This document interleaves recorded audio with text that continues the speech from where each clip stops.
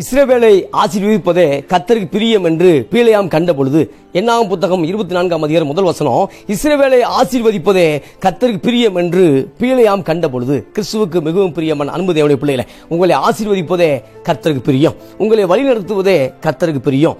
இந்த நாள்ல எந்த அமைப்புகளோ எந்த ஒரு மனிதனோ உங்களை ஆசீர்வதிக்கிறார்களோ இல்லையோ, ஆனால் வானத்தையும் பூமியையும் உண்டாக்கின கர்த்தர் உங்களை ஆசீர்வதிக்கிறார். இந்த இடத்துல வாசிக்கும் பொழுது இஸ்ரவேலை கர்த்தர் ஆசீர்வதிக்கிறார் என்று பிலேயாம் கண்ட பொழுது, யார் இந்த பிலேயாம்?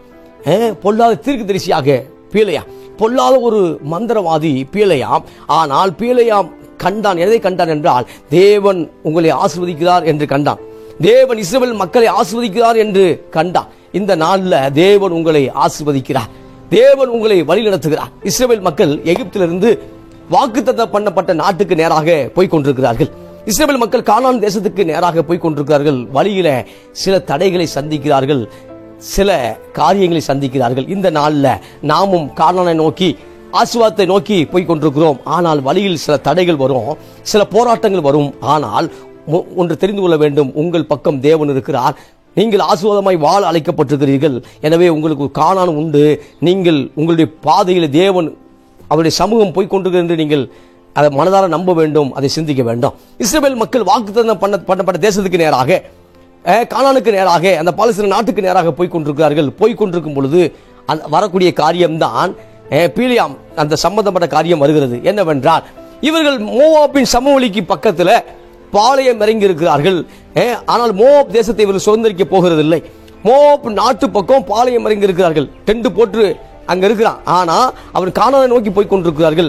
ஆனால் மோவாப் மன்னன், மோவாப் நாட்டு ராஜா பாலாக் என்கிற ஒரு மனிதன், இஸ்ரவேல் மக்களுக்கு விரோதமாக யுத்தத்தில் ஈடுபட முடியாது, இஸ்ரவேல் மக்களோடு தேவன் இருக்கிறார், அவர்களை மேற்கொள்ள முடியாது என்று சொல்லி ஒரு சதி ஆலோசனைகளில் ஈடுபடுகிறார். அந்த ஆலோசனை தான் மாந்திரிகங்கள், அந்த ஆலோசனை தான் பில்லிசூனிய ஆவிகள், அந்த ஆலோசனை தான் சாத்தானை ஏவி விடுதல். இந்த காலை வேளையில கிறிஸ்துவுக்கு மிகவும் பிரியமான அன்பு தேவனுடைய பிள்ளைகளே, உங்களோடு தேவன் இருக்கிறார். நிச்சயமாக பில்லிசூனிய ஆவிகள் உங்களோடு போராடுவதில்லை. நீங்கள் அதை மேற்கொள்வீர்கள், அது உங்களை மேற்கொள்ள முடியாது. என்னாகும் 23:23 வாசிக்கும் பொழுது, யாக்கோபுக்கு விரோதமாக மந்திரவாதம் இல்லை, இஸ்ரவேலுக்கு விரோதமாக குறி சொல்லுதல் இல்லை. இது சொன்னது தேவன் அல்ல, இந்த வார்த்தையை சொன்னது அப்போஸ்தலர்கள் அல்ல, இந்த வார்த்தையை சொன்னது பரிசுத்தவான்கள் அல்ல.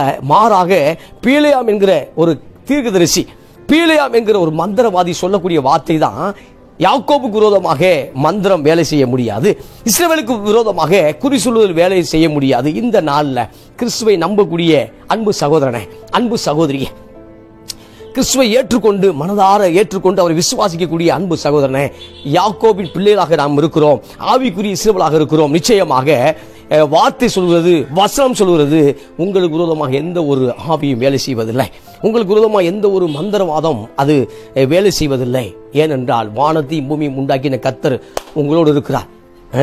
எனக்கு விரோதமாய் மந்திரம் வச்சுட்டாங்க பிரதர், எனக்கு விரோதமாக பில்லிசூனிய ஆவியை ஏவி கொண்டிருக்கிறார்கள் பிரதர் என்று நீங்கள் நினைத்தால், ஒவ்வொரு நாளும் அதை பாசிட்டிங் போட்டு அதை உடைச்சிக்கிட்டே இருக்கணும், வருஷம் வருஷம் அதை உடைச்சிக்கிட்டே இருக்கணும், மாசம் மாசம் உடைச்சிக்கிட்டு இருக்கணும். ஆனா யாக்கோபின் தேவனாகிய கர்த்தரோடு இருக்கிறார். நான் யாக்கோபின் பிள்ளையாக இருக்கிறேன், எனவே யாக்கோபுக்கு மந்திரவாதம் இல்லை என்று எழுதப்பட்டிருக்கிறதே, இந்த வார்த்தை சொல்லி இருக்கிறதே. எனவே எந்த ஒரு மந்திரமும் பில்லிசூனிய ஆவியும் என்னோடு போராடுவதில்லை, அது என்னை மேற்கொள்வதில்லை என்கிற அறிவு, அந்த எண்ணம் வரும்பொழுது, அந்த எண்ணத்தோடு நீங்கள் வாழும் பொழுது எந்த விதமான சைத்தானும் உங்களை மேற்கொள்வதில்லை. என்னாகும் புத்தகம் 22ஆம் அதிகாரம் அதுல வாசிக்கும் பொழுது, என்னாகும் 22ஆம் அதிகாரம் 5 வாசிக்கும் பொழுது, அவன் பேயோரின் குமாரனாகிய பிலேயாமை அழைத்து வரும்படி தன் சந்ததியாருடைய தேசத்தில் நதியருகே உள்ள பெத்தூருக்கு ஸ்தானாதிபதியை அனுப்பி, எகிப்திலிருந்து ஒரு ஜன கூட்டம் வந்திருக்கிறது, அவர்கள் பூமியின் விசாலத்தை மூடி எனக்கு எதிரே இறங்கியிருக்கிறார்கள், அவர்கள் எண்ணிலும் பலவான்கள், ஆகிலும் நீ ஆசீர்வதிக்கிறவன் ஆசீர்வதிக்கப்பட்டவன், நீ சபிக்கிறவன் சபிக்கப்பட்டவன் என்று அறிவேன். பிலேயாமை குறித்து சொல்லும் பொழுது, பிலேயாம் ஒரு நாட்டை ஆசீர்வதிக்கும் பொழுது அது ஆசீர்வதிக்கப்பட்ட நாடாக மாறுகிறது. பிலேயாம் ஒரு தேசத்தை சபிக்கும் பொழுது இந்த தேசம் சபிக்கப்பட்ட தேசமாக காணப்படுகிறது. இந்த நாளில் கிறிஸ்துவுக்கு முன்பாக நாம் சபிக்கப்பட்டவர்களாக இருந்தோம். கிறிஸ்துவுக்கு முன்பாக, இயேசுவை ஏற்றுக்கொள்வதற்கு முன்பாக பல சாபங்கள் நம்மை பின்தொடர்ந்தது.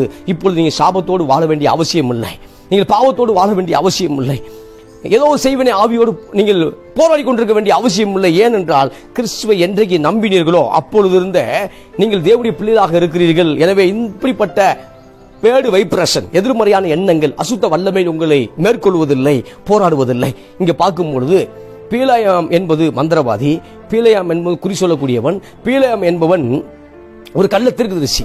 ஆனால் பாலாக் என்பவன் ராஜா. பாலாக் என்பவன் மோவாபுடைய தேசத்தின் ராஜாவாக இருக்கிறார். இப்பொழுது பயந்து போய் இஸ்ரவேல் மக்கள் நம்முடைய தேசத்தை எடுத்துக் கொள்வார்களோ என்று பயந்து போய் தீமை செய்யும்படி விரும்புகிறத பார்க்கிறோம். இந்த நாளில் உங்களை பார்த்து சில பேர் பயந்து போய் அவருடைய ஆசீர்வாதத்தை நீங்கள் பிடுங்கிக் கொள்வீர்கள் என்ற ஏதோ தவறான எண்ணத்தோடு பயந்து போய் உங்களுக்கு விரோதமாக எழும்பலாம். ஆனாலும் கர்த்தர் உங்களோடு கூட இருக்கிறார். உங்களுக்கு விரோதமாக அநேக சத்துருக்கள் எழும்பலாம், ஆனால் கர்த்தர் உங்களோடு இருக்கிறார். இங்கு பார்க்கும் பொழுது மோவாப் தேசத்தை சுதந்திரித்துக் கொள்வார்கள் என்று நம்பி பயந்து போய் பாலாக்கு பீலேயாமை ஆட்களை அனுப்புகிறார், பிரபுக்களை அனுப்புகிறார். அவர் வரமாட்டேங்கிறான், நான் வருவதில்லைங்கிறான்.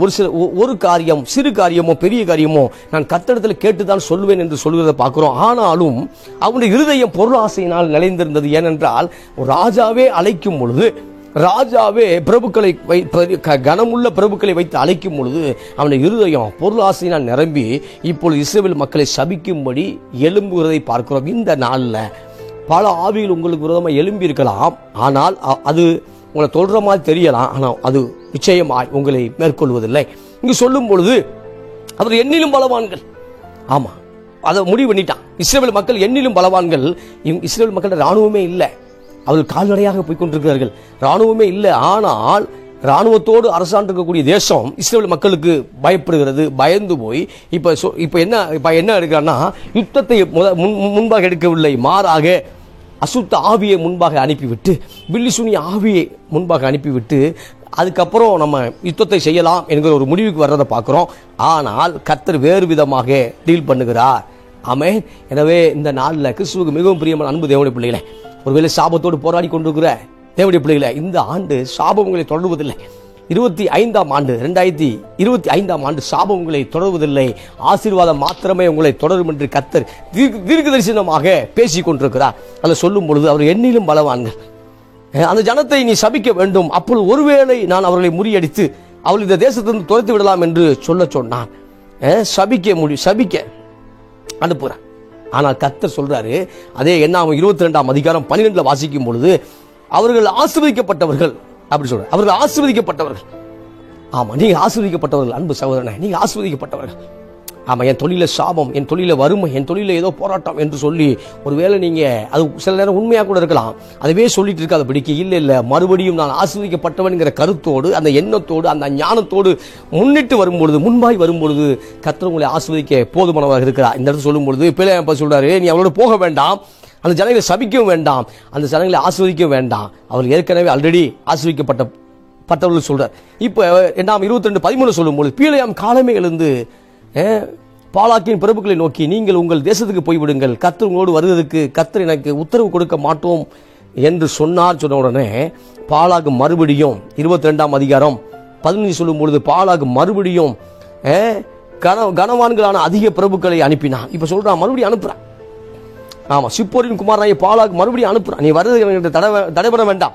ஏன்னா 22:17 சொல்லும் பொழுது உண்மையை மிகவும் கனம் பண்ணுவேன், நீ சொல்வதையெல்லாம் செய்வேன், நீ வந்து எனக்காக அந்த ஜனங்களை சபிக்க வேண்டும் என்று சொன்னான் என்றார்கள். ஆமா, பாலாக்கு ராஜா, நீ தயவு செய்து வர வேண்டும். யாரை பார்த்து? பில்லிசுனி ஆவியை பார்த்து. நீ தயவு செய்து வர வேண்டும், மந்திரவாதியை பார்த்து எனக்காக சபிக்க வேண்டும் அப்படி கெஞ்சுகிறத பார்க்கிறோம். இந்த நாளில் உங்களுக்கு விரோதமாக சில மனிதர்கள் பிசாசில் கெஞ்சிக்கிட்டு இருக்கான், நீங்கள் சாக வேண்டும், நீங்கள் ஆசீர்வாதத்தை இழக்க வேண்டும் என்று பிசாசு கெஞ்சிக்கிட்டு இருக்க. ஆனா கர்த்தர் சொல்றாரு, நீங்கள் ஆசீர்வதிக்கப்பட்டவர்கள். ஆமா, நீங்கள் ஆசீர்வதிக்கப்பட்டவர்கள். இப்ப சொல்லும் பொழுது பீலேயாம் நான் வரமாட்டேங்கிற, ஆனா இருதயமோ பொருளாசையால் நிறைந்திருக்கிறது. எப்படியாவது கர்த்தரை மாற்றி அவர்களை சபிக்க வேண்டும் என்கிற எண்ணம் உண்டாகிறது. எப்படியாவது கர்த்தரை பிரியப்படுத்தி இஸ்ரவேல் மக்களை சபிக்க வேண்டும் என்கிற எண்ணம் உண்டாயிற்று. இந்த நாளில் எப்படியாவது நீங்க வணங்கக்கூடிய இயேசுவை, அவரை நம்புற மாதிரியே நம்பி எப்படியாவது உங்களுக்கு விரோதமா சில காரியம் பண்ணிடலாம்ங்கிற எண்ணம் அநேகருக்கு உண்டு. ஆனாலும் கர்த்தர் சொல்றாரு, இல்ல நீங்கள் ஆசீர்வதிக்கப்பட்டவர்கள். இஸ்ரவேலுக்கு விரோதமாய் மந்திரம் இல்லை, யாக்கோபுக்கு விரோதமாய் குறி சொல்லுதல் இல்லை. ஆமா, குறி சொல்லக்கூட முடியாது. ஏன்னா குறி சொல்லக்கூடிய ஆவிகள் உங்க பக்கம் கர்த்தர் இருக்கிறதை பார்த்து பயந்து கொண்டிருக்கிறது. இப்ப பீலேயாம் சொல்றாரு, பீலேயாம் 22ஆம் அதிகாரத்தை வாசிக்கும் பொழுது பீலேயாம் காலையிலே எழுந்து தன் கழுதையின் மேல் சேனம் கட்டி மோவாபின் பிரபுக்களோட கூட போனான். ஆமா, கர்த்தர் போகாதேங்கிறாரு, போக விரும்புறான். விரும்பும் பொழுது கர்த்தர் தன்னுடைய தூதனானவரை அனுப்புகிறார். நாம் 22-23 வாசிக்கும் போது கர்த்தர் தூதனானவரை உருவின பட்டயத்தோடு பட்டயத்தோடு அனுப்புகிறார். இப்போ கழுதையுடைய கண்கள்ல கர்த்தருடைய தூதன் தெரியுறதை பார்க்கிறோம். கர்த்தருடைய தூதனானவர் கழுதையின் கண்களுக்கு தெரிந்தது, ஆனால் பிலேயாமுக்கு தெரியவில்லை. இந்த நாளில சில காரியம் நம்முடைய கண்களுக்கு மறைவாக இருக்கிறது. பல ஆசீர்வாதங்கள் நம்ம கண்களுக்கு தெரியாமல் இருக்கிறது. அதை நம்ம கண்டுபிடிக்கும் என்று தேவன் விரும்புகிறார். பாவத்தின் நிமித்தம், சாபத்தின் ஏதோ ஒரு காரியத்தின் நிமித்தம் நம்முடைய கண்கள் கர்த்தருடைய தூதனானவரை ஏஞ்சலை பார்க்க விடாதபடி தடை செய்கிறது. ஆனால் இந்த நாளில் சில காரியங்கள் நமக்குள்ள இருக்குமானா, சில பலவீனங்கள் நமக்குள்ள இருக்குமானா, அந்த பலவீனத்தை விட்டு பரிசுத்தத்துக்கு நேராக ஓடும் பொழுது கர்த்தருடைய தூதனானவரை இயேசு கிறிஸ்துவை நாம் நிச்சயமாக பார்க்க முடியும். உருவின பட்டயத்தோடு பிலேயாமை கொள்ள வேண்டும் என்று விரும்புகிறார். இப்ப கழுதை அதை கண்டு வழியை விட்டு வயல்ல இறங்கிச்சு. நேச ஹைவேல போயிட்டு இருந்த கழுதை இப்ப வயக்காட்டில் இறங்கணும்னே பிலேயாமை அடிக்கிறத பார்க்கிறோம். 22-24 சொல்லும்போது கர்த்தருடைய தூதனானவர் இருபுறத்திலும் சூர் வைத்திருக்கிற திராட்சை தோட்டங்களில் பாதையில போய் நின்றார். இப்ப திராட்சை தோட்டத்தை பாதையில போய் நிற்கிறாரு. சோறு இங்கிட்டு வலது பக்கம் இடது பக்கம் இருக்கு. இப்ப கழுதை பிலேயாமை கர்த்தருடைய தூதனானவருடைய கையில காப்பாற்றும்படி, உருவின பட்டயத்தோடு கூடிய கர்த்தருடைய தூதனானவரை காப்பாற்றும்படி, தூதனானுடைய கையில பிலேயாமை காப்பாற்றும்படி கழுதையுடைய கண்ணில் அந்த தூதனானவர் தெரியறதுனால சுவர் புறமா போயிடுச்சு. இப்ப காலை உரசிருச்சுன்னு சொன்ன உடனே மறுபடியும் ஒரு அடி அடிக்கிறார். அதுக்கப்புறம் வழியே இல்லாத இடத்துல கர்த்தருடைய தூதனானவர் நிற்கிறார். இப்ப பாருங்க, கழுதை என்ன செய்யுதுன்னா படுத்துக்கிடுச்சு. பிலேயாமுடைய கழுதை படுத்ததுனால பிலேயாம் தப்பினா. இப்ப மறுபடியும் அடிக்கும் பொழுது கர்த்தர் கழுதையின் வாயை திறக்கிறாரு. கழுதை பேசுது. என்ன பேசுதுன்னா, இனி என்னை கை கொண்ட நாட்கள் முதல் கொண்டு நான் இப்படி நடந்ததில்லையே, இன்று ஏன் நடக்கிற என்றால் உனக்கு விரோதமாக கர்த்தருடைய தூதனானவர் வந்திருக்கிறார் என்று சொல்லுகிறது. கர்த்தர் பிலேயாமை கண்ட பொழுது கர்த்தர் சொல்றாரு, கழுதை மட்டும் விலகலைன்னா ஒன்ன காலி வந்து கழுதையை வச்சிருப்பேங்கிறார். இப்ப கழுதைக்கு இருக்கக்கூடிய மரியாதை கூட பிலேயாமை கர்த்தர் கொடுக்கவே இல்லை. அதுதான் உண்மை. இந்த நாளில் உங்க எதிராளிகளுக்கு கர்த்தர் கழுதை கொடுக்கக்கூடிய மரியாதை கூட கொடுக்கிற. எனவே நீங்கள் பயப்பட வேண்டிய அவசியம் இல்லை. நீங்கள் தைரியமாக இருங்கள். ஏன்னா 22ஆம் அதிகாரம் 32-33 வாசிக்கும் கழுதை என்னை கண்டு இந்த 3 தரம் எனக்கு விலகிற்று, எனக்கு விலகாமல் இருந்ததனால் இப்பொழுது நான் உன்னை கொன்று போட்டு கழுதை உயிரோடு வைப்பேன் என்றார். கிறிஸ்துவுக்கு மிகவும் பிரியமான அன்பு தேவனுடைய பிள்ளைகளே, உங்களுக்காக கர்த்தர் யாரையும் கொல்ல ஆயத்தமுள்ளவராக இருக்கிறார். கர்த்தர் உங்களுக்காக யாரையும் பகைக்க ஆயத்தமுள்ளவராக இருக்கிறார். நெஞ்சை திடப்படுத்திக் கொள்ளுங்க. இருதயத்தை திடப்படுத்திக் கொள்ளுங்கள். உங்களுக்காக கர்த்தர் யாரையும் பகைக்க ஆயத்தமுள்ளவராக இருக்கிறார். நீயா பயக்காத, நீயா பழி வாங்காத, நீயா ரத்தம் சிந்த விரும்பாத. ஆனா கர்த்தர் உங்களுக்காக யாவையும் செய்து முடிப்பாருன்னா யாவையும் செய்து முடிப்பார். அவ்வளவுதான். கர்த்தர் எனக்காக யாவையும் செய்து முடிப்பார் என்று சங்கீதக்காரர் தாவீது சொல்றாரே. யாவையும் அப்படின்னா யாவையும்னா எல்லாமே தான். நமக்காக யாரை செதுக்க வேண்டுமோ அல்லது சில காரியத்தை நமக்குள்ள செதுக்க வேண்டுமோ எல்லாத்தையும் செதுக்கி அவர் சரிப்படுத்துகிறார். எனவே இஸ்ரவேல் மக்கள் கூலி பொருத்தி சபிக்கும்படி கூலி பொருத்தி பயங்கரமான ஒரு மந்திரவாதியை ஏவினாலும் இஸ்ரவேல் ராஜ்யத்துக்கு விரோதமாக அந்த மந்திரவாதம் வேலை செய்யவில்லை. நீங்க எதை 22ஆம் அதிகாரம் இதெல்லாம் நீங்க வாசித்தீங்கன்னா தெரியும்.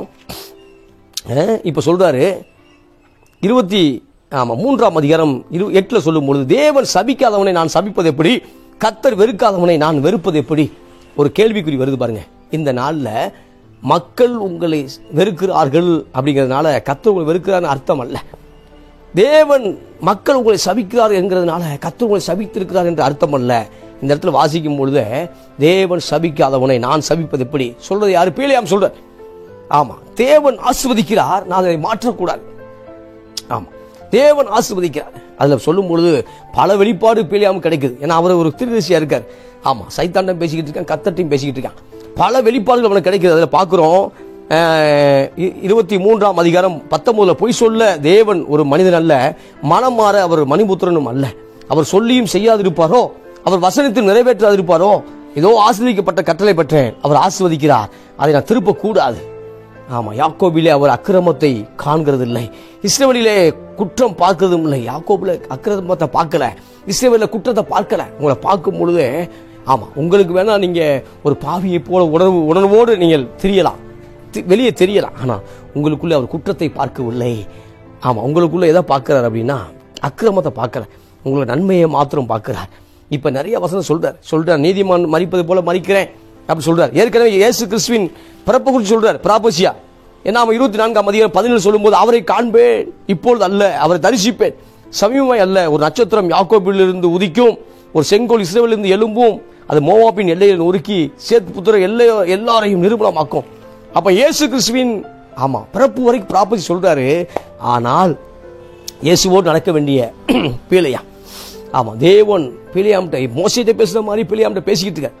இப்போ பீலையாம் தன்னுடைய காரியத்தை மறுபடியும் சரி செய்து, புறஜாதியிலே ஒரு தீர்க்கதரிசி, ஆமா, இப்ப பீலையாம் கர்த்தருடைய வார்த்தைக்கு கீழ்ப்படிந்து அவர்களை சபிக்காமல் போயிருக்கலாம். மாறாக ஒரு தவறான ஆலோசனை சொல்றதை பார்க்கிறோம் இந்த நாள்ல.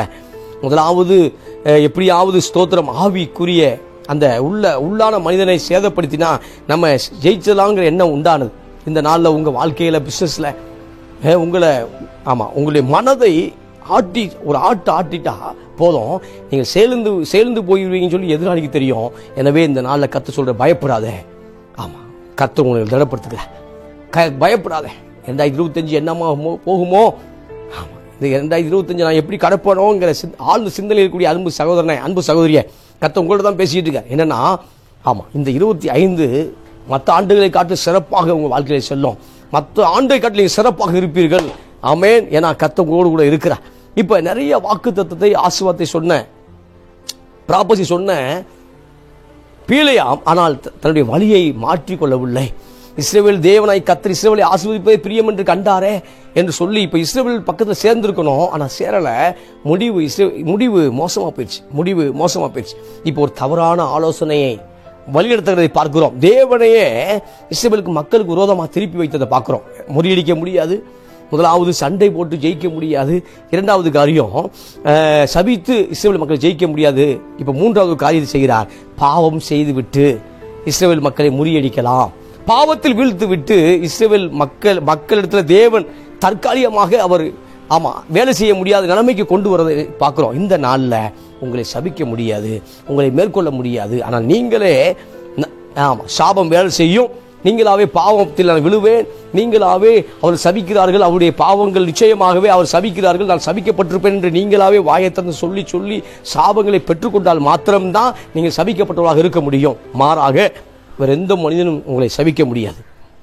இன்னொரு பக்கம் நீங்களாவே பாவத்தில் விழுந்து விட்டு விபச்சாரங்கள், வேசித்தனங்கள், ஸ்தோத்திரம், ஏதோ பண ஆசை, பொருள் ஆசை, ஏதோ ஒரு காரியத்தில் தேவனை விட்டு தூரமாய் போய் நீங்களாகவே பாவத்தை செய்துவிட்டு இப்பொழுது தேவனி பிரசன்னத்தை இழந்து விட்டு நீங்கள் சபிக்கப்பட்டவர்களாக வாழ முடியும். ஆனால் மற்றபடி ஒருவனும் உங்களை சபிக்க முடியாது. இப்ப சொல்லும் பொழுது, ஆமா, இப்ப 24ஆம் அதிகாரத்துக்குள்ளாக நாம் வருகிறோம். இஸ்ரவேலை ஆசீர்வதிப்பை கர்த்தருக்கு பிரியம் என்று பீலையாம் கண்ட பொழுது இப்ப மறுபடியும் பலி செலுத்த போகல. மறுபடியும் ஏதோ பலி செலுத்துற உடனே யெகோவா தேவனுக்கு பல காளைகளையும் ஆடு மாடுகளையும் பலி செலுத்தின பிறகு, பலி செலுத்தின உடனே ஆண்டவர் இஸ்ரவேலை சபிச்சுவார் நினைச்சான். அப்படி சபிக்கவே இல்லை. ஆமே, அவர் ஆசீர்வதிக்க சித்தம் கொண்டுட்டாரு, அவர் ஆசீர்வதிக்க விருப்பம் கொண்டுட்டாரு. அவரை மாற்ற முடியாது. Praise the Lord. இந்த நாளில் உங்களை ஆசீர்வதித்து உங்களை உயர்த்த வேண்டும் என்கிற எண்ணம் அவருக்குள்ள இருக்கிறது, அவருடைய வைராக்கியம் இருக்கிறது. எனவே அவருடைய வைராக்கியம் நிச்சயமாகவே உங்களை வாழ வைக்க அன்பு சகோதரனே, ஆமா, கடன் பிரச்சனையை போராடி கொண்டிருக்கிற அன்பு சகோதரியே, வியாதியிலே போராடி கொண்டிருக்கிற அன்பு சகோதரனே, வருமானம் இல்லாமல் போராடி கொண்டிருக்கிற, கடன் பிரச்சனை போராடி கொண்டிருக்கிற அன்பு சகோதரன், உனக்கு தான் அந்த வார்த்தை வருகிறது. உன்னை ஆசீர்வதிப்பதற்கு கர்த்தர் வைராக்கியம் கொண்டிருக்கிறார். எனவே அவருடைய வைராக்கியம் நிச்சயமாக உன்னை உயர்த்தும். இப்பொழுது இஸ்ரவேல் மக்களை யுத்தம் செய்து மோப் ராஜா மேற்கொள்ள முடியாது. பீலையாம் சபித்தும் மேற்கொள்ள முடியாது. பீலையாம் சபிக்க சாபமே ஒர்க் அவுட் ஆகல. பீலையாமுடைய ரெக்கார்டு அன்னைக்கு உடைக்கப்பட்டது. Praise the Lord. ஆமா, அது வரைக்கும் பீலையாம் ரெக்கார்டு என்னன்னா, பீலையாம் எந்த நாட்டை சபிக்கிறானோ அந்த நாடு சபிக்கப்பட்டிருக்கும். இப்பொழுது பீலையாமுடைய ரெக்கார்டு உடைக்கப்படுகிறது. முதலாக ரெக்கார்டு உடைக்கப்படுது என்னன்னா, பீலையாம் சபித்தாலும் அந்த இடத்துல சாபம் வேலை செய்ய முடியவில்லைங்கிற ரெக்கார்டு உடைக்கப்படுகிறது. கிறிஸ்துவுக்கு மிகவும் பிரியமானவர்களே, ஆமா, உங்களுக்கு விரோதமாக, ஆமா, மலையாள எந்த, ஆமா, மாந்திரிகளும் வேலை செய்ய முடியாது என்று கர்த்தர் தெளிவாக பேசுகிறார். என்னன்னா, உங்களோடு கர்த்தர் இருக்கிறார், கர்த்தர் பயணிக்கிறார். இப்பொழுது வேலை செய்ய முடியாது என்கிற, ஆமா, இஸ்ரவேலுக்கு விரோதமாக எந்த மந்திரம் வேலை செய்ய முடியாது என்கிற பீலையாம் கண்ட பொழுது, உங்களை எதிராளிகள் கண்ட பொழுது இன்னொரு காரியத்தை கையில் எடுக்கிறாங்க. என்னன்னா, 25ஆம் அதிகாரத்தில் வாசிக்கும் பொழுது, நான் 25ஆம் அதிகாரத்தில் வாசிக்கிறேன். இஸ்ரவேல், ஆமா, சித்தீமிலே தங்கியிருக்கிற ஜனங்கள் மோவாபின் குமார்த்திகளோடு வேசித்தனம் பண்ண தொடங்கினார்கள். இப்போ வனாந்தரத்தில் இருக்காங்க, ஆண்டவருடைய கான்டாக்ட்ல இருக்காங்க.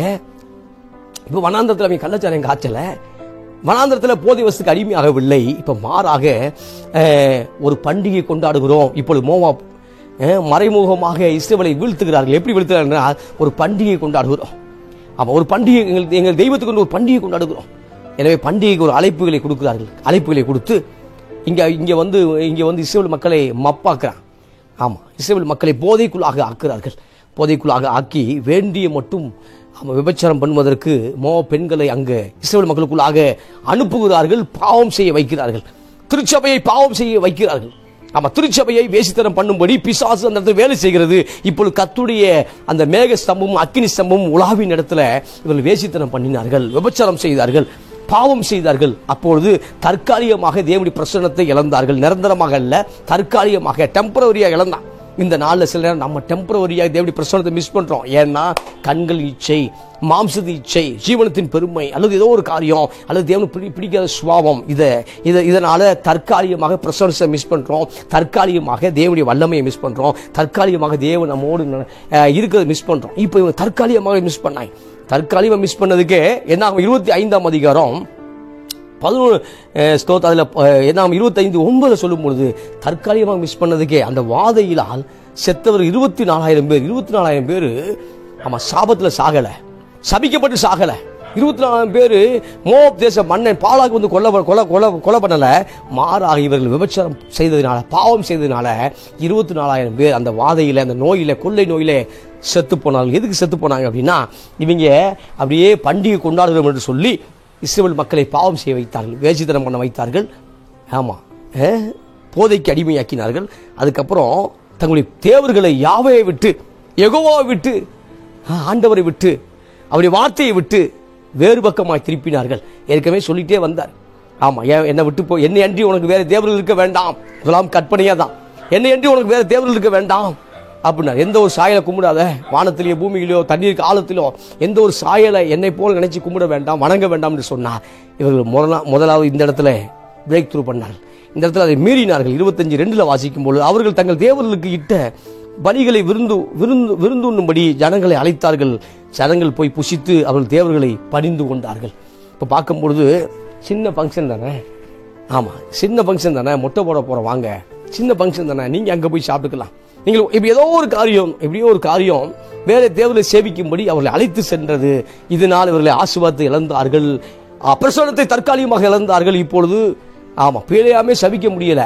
ஆனா இந்த இடத்துல பாவம் செய்து 24,000 பேர் செத்து போனார்கள், மடிந்து போனார்கள். இப்பொழுது பார்க்கும்போது கர்த்தர் சொல்றாரு, இப்ப இதை கூப்பிட்டது யாருன்னா, இவங்க இந்த காரியங்களை பிளான் பண்ணது யாருன்னா, மீதியான் தேச மக்களும், மீதியான் தேசத்துடைய மூப்பர்களும் மக்களும், மோவாபிய ராஜாவும் அவருடைய மக்களும் இதான் பிளான் பண்ணாங்க. எனவே ஆண்டவர் சொன்னார் 18ஆம் வசனத்தில் சொல்றாரு, நாம் 25:18 சொல்லும் பொழுது எல்லாத்தையும் காலி பண்ணிடு அப்படின்னு சொல்லிட்டேன்.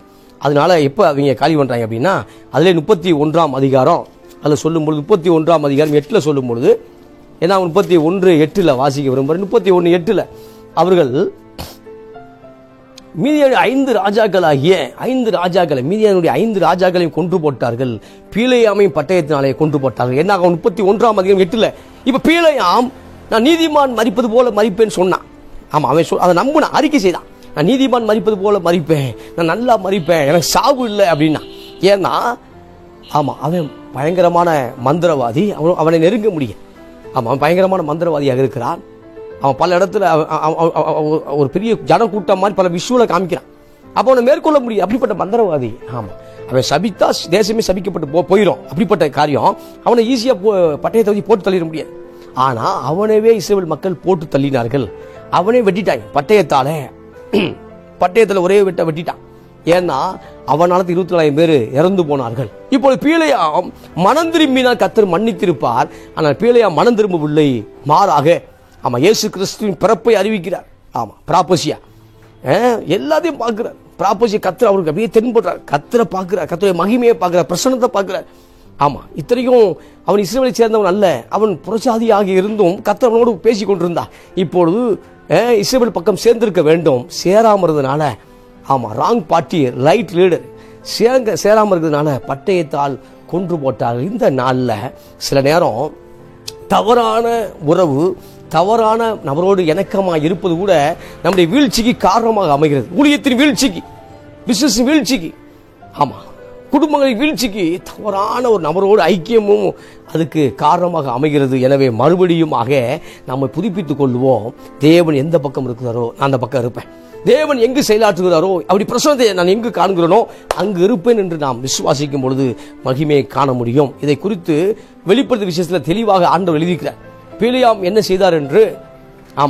பீலியாம் என்ன செய்தார் என்று நமக்கு சொல்லலை.